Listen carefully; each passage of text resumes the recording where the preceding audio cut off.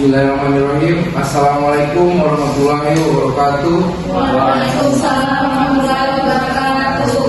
Terima kasih atas kesempatan yang diberikan kepada kami kelompok 6. Sebelumnya perkenalkan, nama saya Hafid Lamatoro dengan NIM C205-22070. Saya di sini bertugas sebagai moderator yang akan memandu diskusi kita pada pagi hari ini. Adapun yang akan kita bahas, yang pertama adalah pengertian individual lending, kemudian model-model individual lending, terus jenis-jenis individual lending, keuntungan dan kelemahan individual lending. Setelah itu kesimpulan. Selanjutnya saya serahkan kepada pemateri. Pertama, saya persilakan. Baik, terima kasih atas kesempatan yang diberikan oleh moderator. Perkenalkan, nama saya Suci Hajra dengan NIM C205-22196. Nah, di sini kita akan materi kita tentang individual lending. Nah, di sini sebelum melangkah lebih jauh tentang individual lending, teman-teman harus paham dulu apa sih individual lending itu. Nah, jadi individual lending itu merupakan salah satu bentuk kredit dalam sistem keuangan mikro di mana pinjaman diberikan kepada individu bukan kelompok. Nah, baik, itulah presentasi dari pemateri pertama. Selanjutnya kami lanjut kepada pemateri kedua. Saya persilakan.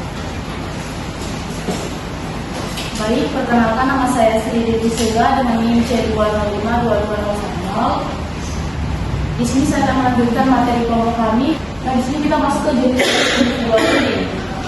Yang pertama itu kredit tanpa agunan. Nah, kredit tanpa agunan pinjaman tidak memerlukan jaminan sehingga lebih mudah diakses oleh individu yang membutuhkan dana cepat. Nah, biasanya kredit tanpa agunan ini digunakan untuk kebutuhan yang mendesak, contohnya itu untuk biaya pendidikan, biaya perbaikan rumah, dan juga untuk modal usaha kecil. Yang kedua itu ada pinjaman Baik, terima kasih kepada dua orang presentasi yang cantik dan pintar ini. Itulah beberapa penjelasan tentang individual lending. Assalamualaikum warahmatullahi wabarakatuh. Waalaikumsalam warahmatullahi wabarakatuh. Perkenalkan, nama saya Nur Fadila Idrus dengan NIM C205-22011. Materi tadi tentang individual lending. Nah, jadi saya mau bertanya, apa saja tantangan utama dalam mengimplementasikan individual lending di wilayah dengan tingkat literasi keuangan yang rendah?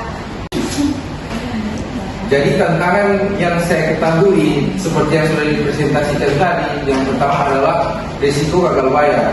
Itu yang paling tinggi itu, di mana dari LKM memberikan pinjaman kepada daerah yang seperti tadi dikatakan minimnya literasi keuangan. Jadi mereka karena kurangnya pemahaman, ketika mereka gagal bayar, mereka tidak tahu apa saja dampak dan risiko yang mereka hadapi. Itu mungkin salah satu indikasi yang paling berpengaruh dalam mengimplementasikan individual lending. Jadi contohnya banyak sekali yang gagal bayar seperti itu, seperti jaminannya namanya mereka sudah rusak di salah satu lembaga keuangan mikro. Nah, ketika saya sedikit menambahkan. Terkait tantangan utama yang didapati pada saat kurangnya literasi dari pihak debitor, itu kan peminjam. Nah, tantangannya itu mungkin salah satunya mereka tidak tahu adanya si lembaga keuangan ini. Nah, dengan ketidaktahuannya itu, bagaimana strateginya? Jadi itulah hasil diskusi kami dari kelompok 6. Mohon maaf jika ada kesalahan dan kekurangan, lebih dan kurangnya kami mohon maaf. Dari Taufiq wal Hidayah. Wassalamualaikum warahmatullahi wabarakatuh. Baik, bismillahirrahmanirrahim. Assalamualaikum warahmatullahi wabarakatuh.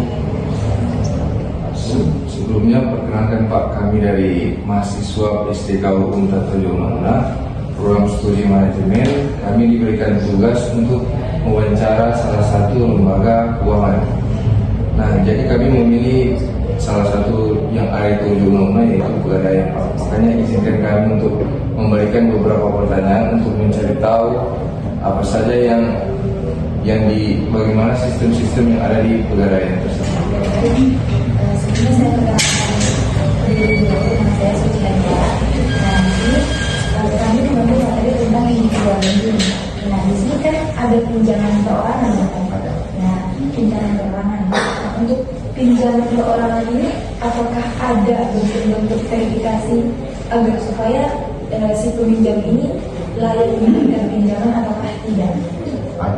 Seperti finance pada umumnya, di Pegadaian juga ada diberlakukan namanya BI checking atau pengecekan data nasabah lewat KTP untuk mengetahui bahwa nasabah ini memang layak dapat pinjaman atau tidak, dia punya pinjaman di tempat lain atau tidak, pembayarannya lancar atau tidak. Perkenalkan, nama saya Sri Suda.